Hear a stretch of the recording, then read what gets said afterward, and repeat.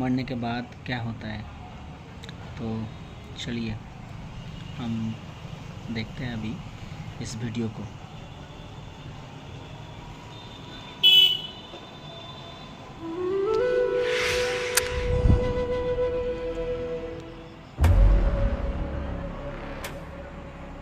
जब शरीर छूटता है तो स्वाभाविक रूप से हर जीव इस नदी की तरफ बढ़ता है।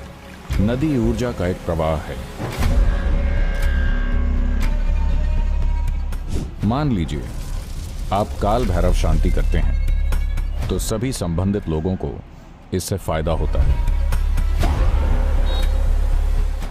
अगर आप नदी में विलीन हो जाते हैं तो आप वही ऊर्जा बन जाते हैं। अगर आप पार करते हैं इस वीडियो तो एक अलग दुनिया में पहुंच जाते हैं जहां कुछ समय के लिए जीव वहीं रहते हैं।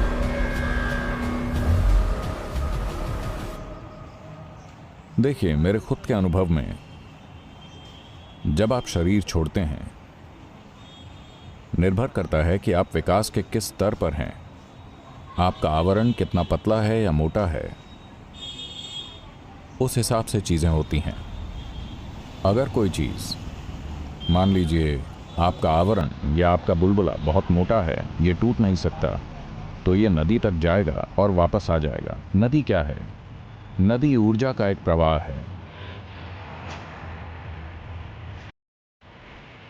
एक ऐसी ऊर्जा जो न तो जीवन है और न ही मृत्यु, लेकिन बिल्कुल अलग तरह की ऊर्जा है, जिसे शब्दों की कमी के कारण हम कह सकते हैं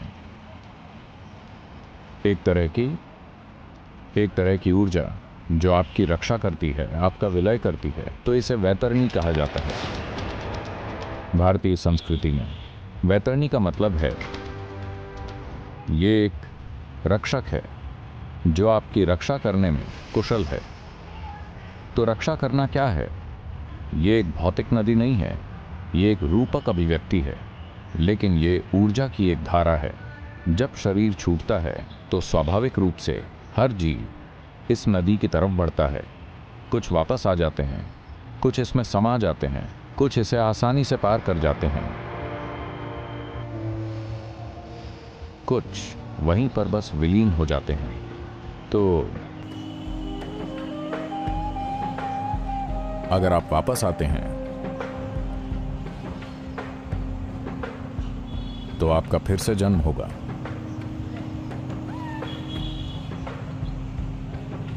अगर आप नदी में विलीन हो जाते हैं तो आप वही ऊर्जा बन जाते हैं।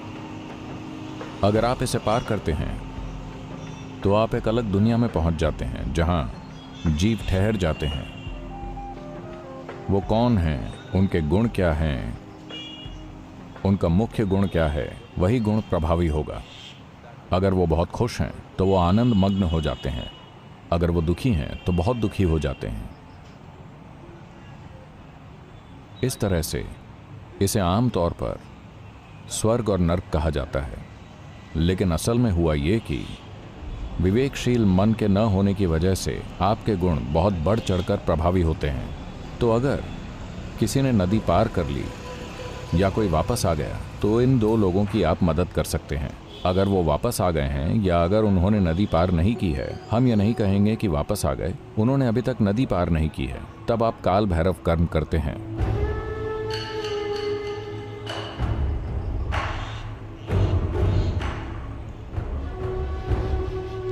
अब हो सकता है आप पक्के तौर पर नहीं जानते, उन्होंने नदी पार कर ली हो, लेकिन अपने खोल की मोटाई और अपने रवैये की वजह से हो सकता है वो अप्रिय अनुभव से गुजर रहे हों। आप उनमें कुछ सुखद अनुभव लाना चाहते हैं, कुछ शांति लाना चाहते हैं, तो आप उनके खोल या बकवास की एक परत निकाल देते हैं। हो सकता है कुछ अप्रिय अनुभव चला जाए, थोड़ा सुखद अनुभव आ जाए। आप ये सब करने की कोशिश कर रहे हैं। अगर वो पहले से सुखद हैं, तब भी आप एक परत निकालना चाहते हैं ताकि वो पूरी तरह से विलीन हो जाएं। जिस तरह अप्रिय अनुभव एक बंधन है, उसी तरह सुखद अनुभव भी एक बंधन है। दुर्भाग्य से सुखद अनुभव के साथ लोगों को ये समझने में ज्यादा समय लग जाता है कि ये भी एक बंधन है। अप्रिय अनुभव के साथ आपको बहुत आसानी से पता चल जाता है कि ये एक बंधन है। तो आप सुखद अनुभव लाने की कोशिश कर रहे हैं, लेकिन आप पक्के तौर पर नहीं जानते। हो सकता है आपके दादाजी या जो भी हैं पहले ही विलीन हो चुके हैं। शायद करने को कुछ है ही नहीं, आपको नहीं पता, लेकिन फिर भी आप करते हैं कर्तव्य समझकर। शायद उन्हें जरूरत हो।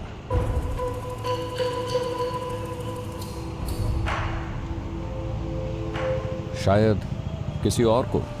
देखिए, जब आप ये काम करते हैं तो केवल उस व्यक्ति के लिए ही नहीं होता, क्योंकि एक खास ऋणानुबंध होता है जो लोगों को जोड़ता है।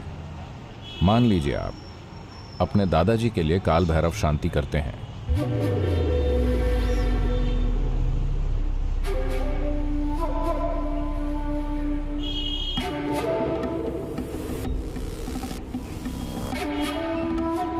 लेकिन उन्हें इसकी जरूरत नहीं है, वो पहले ही जा चुके हैं।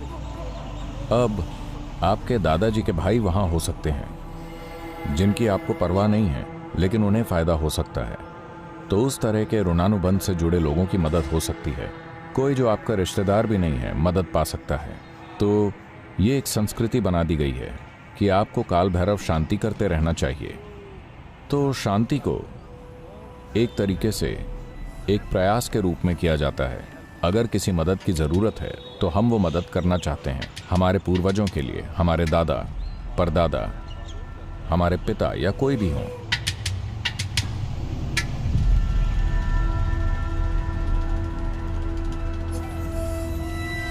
इससे फर्क नहीं पड़ता कि आपके पूर्वज वहां फंसे हुए हैं या नहीं, हमें नहीं पता।